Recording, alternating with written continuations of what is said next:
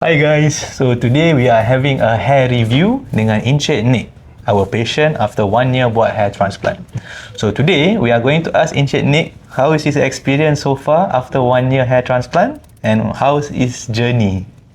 Alright Encik Nick, let us know what's happening so far. For the whole year lah, I dah from start to the end dah genap setahun. So far puas hati on the result, and then the follow up pun okay. The package yang I dapat pun so far covered lah seperti mana yang dijanjikan. And then today dah review outcome daripada 1 year punya result tu dapat, and then kita compare before and after tu memang obvious lah lain ada. So I'm sure you guys are waiting to see Encik Nick's before picture. We're going to pop it up in a bit.